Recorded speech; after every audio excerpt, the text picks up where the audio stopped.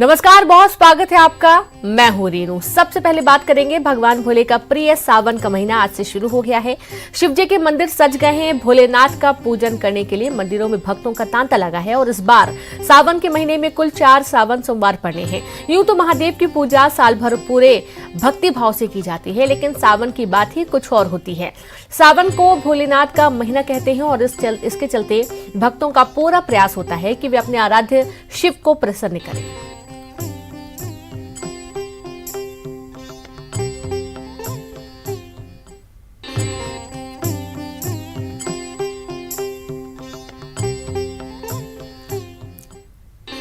तो सावन की शुरुआत आज से हो रही है और इस बार 4 सावन पड़ने वाले हैं। 4 सावन के सोमवार पड़ने वाले हैं। पूरे भक्ति भाव के साथ श्रद्धालु भगवान भोलेनाथ की पूजा करते हैं। देश भर के शिव मंदिरों में विशेष पूजा अर्चना की जा रही है। सुबह से ही शिव मंदिरों में भक्तों का तांता लगा है, लेकिन द्वादश ज्योतिर्लिंग की बात की ही अलग है। पुराणों के अनुसार जहां जहां ज्योतिर्लिंग हैं, उन 12 जगहों पर भगवान शिव स्वयं प्रकट हुए थे। आइए आपको द्वादश ज्योतिर्लिंग के दर्शन कराते हैं। सबसे पहले मध्य प्रदेश के उज्जैन चलेंगे, जहां पर शिप्रा नदी के तट पर स्थित महाकालेश्वर स्वयंभू दक्षिणमुखी ज्योतिर्लिंग है। देश भर में यह तीर्थ स्थान बाबा महाकाल के नाम से प्रसिद्ध है। तो वहीं ओमकारेश्वर मंदिर मध्य प्रदेश में नर्मदा नदी के किनारे मानधाता पर्वत पर स्थित है। सोमनाथ मंदिर गुजरात के काठियावाड़ क्षेत्र में समुद्र किनारे स्थित है। चंद्रमा ने भगवान शिव को आराध्य मानकर पूजा की थी और चंद्रमा को सोम भी है, इसलिए इसी नाम पर इस ज्योतिर्लिंग का नाम सोमनाथ पड़ा। मल्लिकार्जुन मंदिर आंध्र प्रदेश के कुरनूल जिले में कृष्णा नदी के तट पर स्थित है। केदारनाथ धाम उत्तराखंड में अलकनंदा और मंदाकिनी नदियों के तट पर स्थित है। यहाँ श्री नर और नारायण की तपस्थली है। भीमा शंकर ज्योतिर्लिंग महाराष्ट्र में पुणे से करीब 100 किलोमीटर दूर स्थित है। धर्म नगरी काशी में काशी विश्वनाथ का मंदिर गंगा नदी के तट पर स्थित है। ऐसी मान्यता है कि हिमालय छोड़कर भगवान शिव ने यहीं अपना स्थायी निवास बनाया था। त्र्यंबकेश्वर मंदिर महाराष्ट्र के नासिक से 30 किलोमीटर पश्चिम में स्थित है। गोदावरी नदी के किनारे स्थित यह मंदिर काले पत्थरों से बना है। और अब बात करेंगे नागेश्वर मंदिर गुजरात में द्वारकापुरी से 17 मील दूर स्थित है। कहते हैं कि भगवान शिव की इच्छा अनुसार ही इस ज्योतिर्लिंग का नामकरण किया गया है। बाबा बैजनाथ मंदिर झारखंड के देवघर जिले में स्थित है। कहा जाता है कि एक बार रावण ने तप के बल से शिव को लंका ले जाने की कोशिश की, लेकिन रास्ते में व्यवधान आ जाने से शर्त के अनुसार शिव जी यहीं स्थापित हो गए। रामेश्वरम मंदिर तमिलनाडु राज्य में स्थित है। ऐसी मान्यता है कि रावण की लंका पर चढ़ाई से पहले भगवान राम ने जिस शिवलिंग की स्थापना की थी, वही रामेश्वर के नाम से विश्व विख्यात हुआ है। शिव का 12वां ज्योतिर्लिंग घृणेश्वर के नाम से प्रसिद्ध है और इसे घुमेश्वर के नाम से भी जाना जाता है। यह मंदिर महाराष्ट्र के दौलताबाद से लगभग 18 किलोमीटर दूर स्थित है। और सीधे रुक करेंगे रायपुर से संवाददाता देवव्रत भगत जुड़ गए हैं। देवव्रत, आज से सावन के पावन महीने की शुरुआत होने जा रही है और देखा यह जा रहा है कि मंदिरों में सुबह से ही भक्तों का तांता लगना शुरू हो गया है। आप कहां पर स्थित हैं? किस तरीके का नजारा देखने को मिल रहा है? जी बिल्कुल, जहाँ जहाँ शिव होते हैं वहाँ शिव भक्तों का तांता लगा ही रहता है। और क्योंकि सावन का पवित्र महीना आज से शुरू हो रहा है, राजधानी के बुढ़ेश्वर महादेव मंदिर में इस वक्त मैं मौजूद हूँ और बुढ़ेश्वर मंदिर की तस्वीरें सबसे पहले भक्तों को दिखाएंगे कि किस तरह से यहाँ भगवान की आराधना पूजा यहाँ पर की जा रही है। और क्योंकि एक तरह से ये पूरा महीना ही पवित्र माना जाता है पूजा पाठ के लिए, भगवान की आराधना के लिए। और आप देखेंगे कि विशेषकर जो लोग हैं वो यहाँ पर आते हैं और भगवान को जो प्रिय वस्तुएं हैं वो चढ़ाते हैं। काफ़ी पुराना मंदिर है, कई 100 साल पुराना ये मंदिर है, इसलिए लोगों की आस्था भी इस मंदिर से जुड़ी हुई है। और उसी तरह से जिस तरह से जो आस्था है उसी के अनुसार यहाँ पर पूजा आराधना जो है वो होती है। और क्योंकि ये विशेष दिन होता है, इसीलिए आप देखिए कि जो विशेष पूजा भी है वो यहाँ पर होती है। तो एक तरह से भक्तों में उत्साह भी देखने को मिलता है। पंडित जी, उनसे भी बात कर लेते हैं। अभी ये सावन का जो पवित्र महीना है वो शुरू हो गया है, क्या सावन का जो पवित्र महीना है क्या है? भोलेनाथ की सेवा करना, भक्तों में उत्साह भी रहता है। तो ये देखिए कि जिस तरह से देखने को मिल रहा है कि भक्तों का उत्साह है वो भी रहता है। और क्योंकि सावन का पहला दिन है और रिमझिम फुहारें भी यहाँ पर बरस रही हैं रायपुर में, तब ऐसी स्थिति में जो है मंदिर में लगातार जो श्रद्धालु हैं उनके आने का सिलसिला धीरे धीरे चल रहा है और एक तरह से ये भी कहा जा सकता है कि इस पवित्र महीने में जो भी कोई आता है भगवान के दर पर उनकी सारी मनोकामना पूर्ण होती है। और जब कोई प्राचीन मंदिर में लोग पहुंचते हैं तब वहां की विशेषता कुछ और होती है और ऐसे में आस्था और भक्ति का जो सैलाब है वो सारे शिवालयों में देखने को मिलता है। और राजधानी रायपुर के प्राचीनतम मंदिरों में से एक जो मंदिर है वहां पर सीधे शिव भक्त जो है वो पहुंचते हैं, अपनी मनोकामनाएं लेकर यहाँ पर पहुंचते हैं। और इस विशेष दिन को लेकर के एक बात और भी आती है कि जब जब सावन का महीना शुरू होता है तब यहाँ भक्तों की भीड़ लगी होती है और जो लोग हैं वो यहाँ पर आस्था और भक्ति के साथ पहुँचते हैं। हालांकि ये भी है कि जो सावन का सोमवार का दिन होता है वो काफी विशेष होता है। आज से शुरुआत हुई है, इसके बाद पूरा जो महीना रहेगा वो एक तरह से पवित्र रहेगा। इस पूरे पवित्र महीने में जितने भी श्रद्धालु हैं वो यहाँ पर पहुंचेंगे, दुग्धाभिषेक, जलाभिषेक और भगवान शिव को जो प्रिय जो चीजें हैं वो यहाँ पर चढ़ाते हुए दिखाई देंगे। जी बिल्कुल, बहुत शुक्रिया आपका देवव्रत। आप लगातार बने रहे, आगे भी आपसे जानकारी लेंगे। तो आपने देखा है कि सुबह से ही भक्त पहुंच रहे हैं मंदिरों में दर्शन करने के लिए। और अब अगली खबरों को जिक्र करेंगे, बात करेंगे रायपुर से बड़ी खबर की। भूपेश कैबिनेट की आज महत्वपूर्ण बैठक होने वाली है, जहां पर मुख्यमंत्री निवास में दोपहर 12 बजे ही बैठक होगी। कैबिनेट में मछुआ नीति को लेकर मंजूरी मिल सकती है, ट्रांसफर पॉलिसी पर भी चर्चा होने की संभावना है। आगामी मॉनसून सत्र को लेकर भी हो सकती है चर्चा। 20 जुलाई से शुरू हो रहा है विधानसभा का मॉनसून सत्र और 12 बजे ये प्रमुख बैठक होने वाली है। तो आगामी मॉनसून सत्र को लेकर चर्चा, 20 जुलाई से शुरू हो रहा है विधानसभा का मॉनसून सत्र। बड़ी खबर आपको दे रहे हैं रायपुर से, जहां पर भूपेश कैबिनेट की महत्वपूर्ण बैठक आज होने वाली है। मुख्यमंत्री निवास में दोपहर 12 बजे ये बैठक होगी। कैबिनेट में मछुआ नीति को लेकर मंजूरी मिल सकती है, ट्रांसफर पॉलिसी पर भी चर्चा होने की संभावना है। आगामी मॉनसून सत्र को लेकर भी हो सकती है चर्चा। 20 जुलाई से शुरू हो रहा है विधानसभा का मॉनसून सत्र। और एक बार फिर से रुक करते हैं देवव्रत का। देवव्रत, भूपेश कैबिनेट की महत्वपूर्ण बैठक आज से शुरू होने जा रही है और आज जो बैठक होने वाली है, क्या वो महत्वपूर्ण प्रस्ताव जिसको लेकर चर्चा की संभावना बनी हुई है?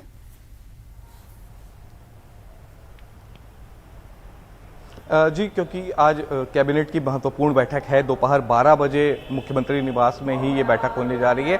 और भूपेश कैबिनेट की बैठक में आज कई महत्वपूर्ण फैसले ले सकते हैं। मछुआ कल्याण नीति को मंजूरी मिल सकती है और इसके अलावा एक बात यहाँ पर कर्मचारियों के बीच में चल रही थी कि एक तरह से ट्रांसफर और पोस्टिंग को लेकर के एक तरह से बैन अब तक के लगा हुआ था, वो एक तरह से बैन हट सकता है। इस पर पूरा मंत्रिमंडल आज बैठ करके विचार करेगा और उसके बाद आने वाले दिनों में ये देखा जा सकता है कि जो ट्रांसफर पोस्टिंग पर अब तक बैन लगा हुआ था वो जो है वो हट सकता है। इसके अलावा जो क्योंकि बारिश भी अच्छी हो रही है लेकिन प्रदेश के कई हिस्सों में बाढ़ के हालात हैं, ऐसे में वहाँ पर क्या स्थिति है उसकी पूरी जो समीक्षा है वो मंत्रिमंडल की बैठक में की जाएगी। इसके अलावा जो अभी क्योंकि धान के बोनी का वक्त आया है, ऐसे में किसानों तक के खाद पहुंच रहा है, ये सारी चीज़ें जो हैं इस बैठक में तय की जाएंगी और महत्वपूर्ण जो फैसले हैं वो कैबिनेट की बैठक में लिए जाएंगे। दोपहर 12 बजे मुख्यमंत्री निवास में बैठक होने जा रही है और बैठक के बाद ये पता चलेगा कि और कौन कौन से फैसले जो हैं वो भूपेश कैबिनेट की बैठक में लिए जाते हैं।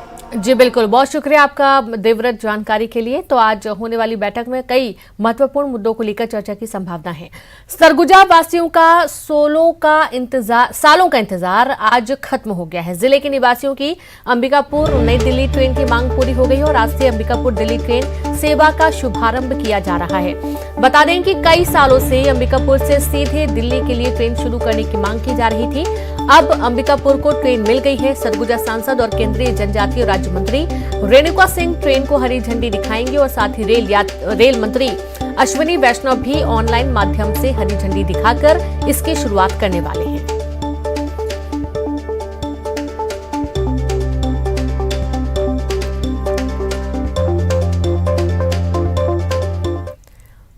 और अब बात तो रायपुर से बड़ी खबर की, जहां छत्तीसगढ़ में होने लगी कोरोना की वापसी। जी हां, 386 नए मामले सामने आए हैं। ये आंकड़े तो फिर भी कम है, लेकिन कल जो आंकड़े आए थे वो चौंकाने वाले थे। 700 से ज्यादा नए मामले थे।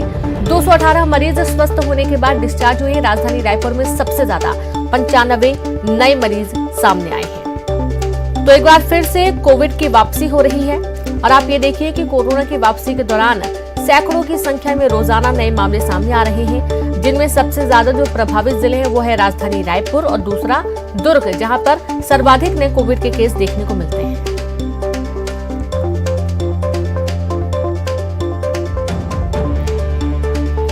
और इसी बीच एक अच्छी खबर यह है कि 218 मरीज ठीक होकर घर भी पहुंचे, लेकिन अभी भी कोविड के केसों के जो संख्या है वो लगातार बढ़ रही है। सीएम भूपेश बघेल ने बिलासपुर में भारत को विश्व गुरु बनाने के सवाल पर केंद्र सरकार पर निशाना साधा। सीएम ने कहा कि हिंदुस्तान के ज्ञान से पूरा देश और दुनिया आलोकित हो रहा है, लेकिन इसके बाद भी कुछ लोग जो विश्व गुरु बनने का शौक पाले हुए हैं वह गलत है। ज्ञान तो हिंदुस्तान से लगातार पूरे देश और दुनिया में इस ज्ञान से आलोकित होते रहा है, लेकिन कुछ लोग विश्व गुरु बनने के जो शौक पाले हुए हैं वो गलत है। आध्यात्मिक क्षेत्र में भारत का कोई सानी नहीं है। यहाँ जो ऋषि मुनि जो तपस्या किए हैं, जो ज्ञान अर्जित किए हैं और समाज को जो दिए हैं, उसका कोई मुकाबला थोड़ी है दुनिया में। लेकिन और इस ज्ञान में प्रेम है, भाईचारा है, सहिष्णुता है, करुणा है, दया है, नफरत के स्थान नहीं है, हिंसा के स्थान नहीं है। और अनेक धर्म हिंदुस्तान से, इस जमीन से निकली है जो दुनिया भर में फैला है। तो वहीं गुजरात में होने वाले विधानसभा चुनाव को लेकर दिल्ली में कांग्रेस की बैठक हुई, जिसमें छत्तीसगढ़ के कई मंत्री शामिल हुए। बैठक में हिस्सा लेने के बाद मंत्री अमरजीत भगत, प्रेमसाय सिंह टेकाम और उमेश पटेल रायपुर पहुंचे। दिल्ली से लौटे मंत्री अमरजीत भगत ने कहा कि इस बार गुजरात कांग्रेस का होगा और वहां कांग्रेस की सरकार बनेगी।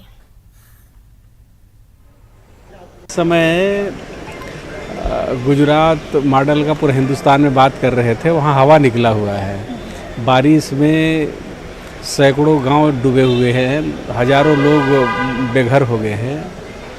तो केवल ऊंचा दुकान में फूका पकवान रह गया है, वो विधानसभा चुनाव।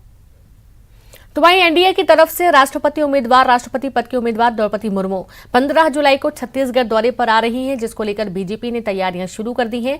और इसी मुद्दों को लेकर बीजेपी ने रायपुर में एक प्रेस कॉन्फ्रेंस भी की, जिसमें नंद कुमार साय, केदार कश्यप समेत पार्टी के कई आला नेता शामिल हुए। और इस मौके पर केदार कश्यप ने कहा कि जनजातीय समाज के राष्ट्रपति पद के उम्मीदवार बनने के सौभाग्य की बात है। मुर्मू के छत्तीसगढ़ दौरे पर जनजातीय समाज उनका परंपरागत तरीके से स्वागत करेगा।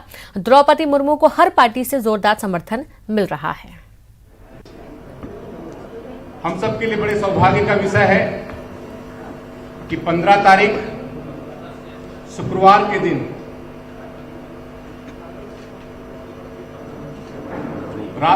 राष्ट्रपति पद के उम्मीदवार श्रीमती द्रौपदी मुर्मू जी का छत्तीसगढ़ आना निश्चित हुआ है।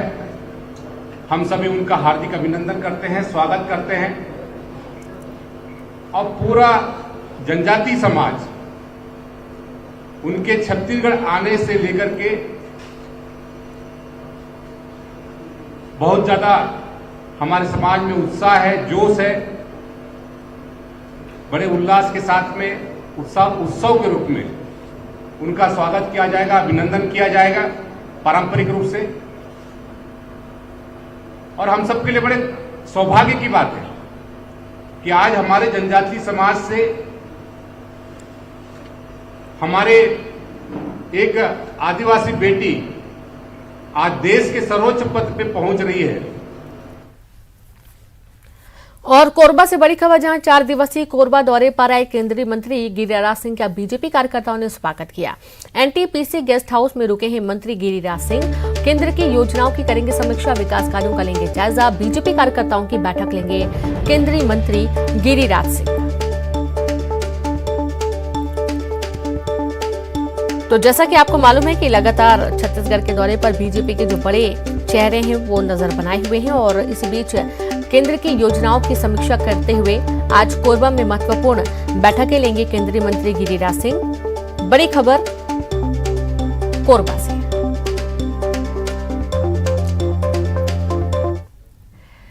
खबर दुर्ग से है, जहां पर एक महिला और आरक्षक के बीच पैसे के लेन देन को लेकर एक वीडियो तेजी से वायरल हो रहा है। इसमें महिला और आरक्षक के बीच पैसे को वापस कराने के लिए तय किए गए कमीशन को लेकर बहस हो रही है। वीडियो वायरल होने और एसपी तक शिकायत पहुंचने के बाद दोनों आरक्षकों को निलंबित कर दिया गया।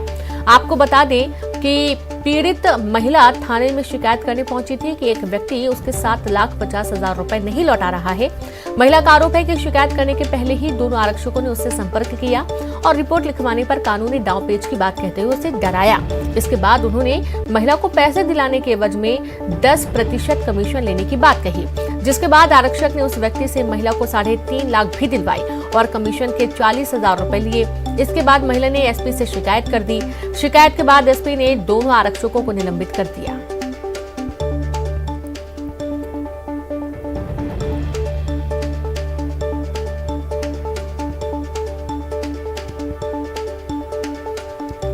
तो जैसा कि आप देख पा रहे हैं, एक वीडियो जो सामने आया है और अब ये तेजी से वायरल हो रहा है। इस पूरे मामले में जल्द ही कार्रवाई की गई है।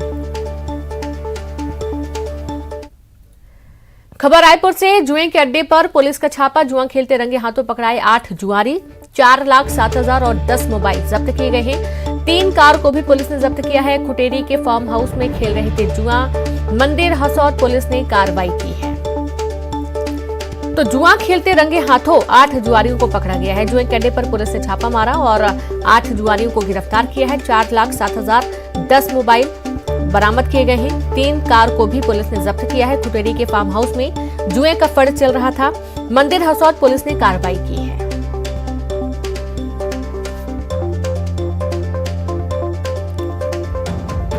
तो लगातार ऐसी शिकायतें मिल रही हैं जहां पर जुए का अब जो कारोबार है वो बहुत तेजी से फैल रहा है और पुलिस तत्परता दिखाते हुए यहां पर कार्रवाई की। जहां पर जब छापा मारा गया तो जुआ खेलते 8 लोगों को रंगे हाथों पकड़ा गया है। तस्वीरों में भी आप देखिए जहां 8 जुआरी पकड़ाए गए हैं और कैमरे में कैद। इनके खिलाफ अब मामला दर्ज किया गया है। 4,07,000 रुपए बरामद किए गए हैं। साथ ही 10 मोबाइल भी जब्त किए गए हैं। 3 कार को भी पुलिस ने जब्त किया है। खुटेरी के फार्म हाउस में जुए का खेल चल रहा था। मंदिर हसौद पुलिस ने मामले में कार्रवाई की है।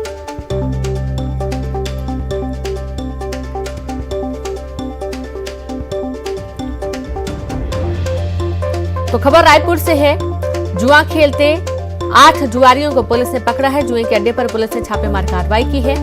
4,07,000 और 10 मोबाइल भी यहां से बरामद किए गए हैं। अब ये पूरे मामले की जांच की जा रही है।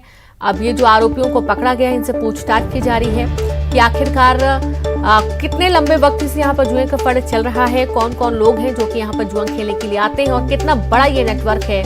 क्योंकि यदि दिन रात ये जुए का फड़ चल रहा है तो जाहिर सी बात है कि अच्छा खासा नेटवर्क होता है और उसी के आधार पर इस तरीके के अवैध जो धंधे होते हैं वो चल रहे होते हैं। मंदिर हसौद पुलिस ने कार्रवाई करते हुए 8 जुआरियों को पकड़ा है और इनके पास से 4,07,000 रुपए कैश, 10 मोबाइल, 3 कार भी जब्त की गई है। तब पूरे मामले की गहनता से जांच हो रही है। जुआ खिलाने वाले के खिलाफ भी कार्रवाई की बात कही गई है और साथ ही और कौन कौन लोग इनसे जुड़े हुए हैं जो किस तरीके के अवैध कारोबार को संचालन करने में मदद करते हैं, उनके खिलाफ भी कार्रवाई की बात कही जा रही है। बड़ी खबर रायपुर से, जुए के अड्डे पर पुलिस ने छापा मारा और संवाददाता युगल तिवारी जुड़ गए। युगल, जुए के अड्डे पर पुलिस ने छापा मारा है, 8 लोगों को पकड़ा गया है और क्या कुछ जानकारी, क्या कार्रवाई इस पूरे मामले पर? देखिए, मंदिर हसौद पुलिस की रिनू ये बड़ी कार्रवाई कही जा सकती है और बड़ा जुआ का जो कारोबार है वो चल रहा था।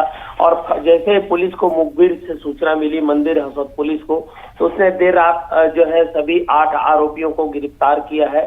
बड़ी बात यह है कि 4 लाख और 7,000 जो 10 रुपए है वो जब्त किया गया है। मोबाइल भी जब्त किया गया है।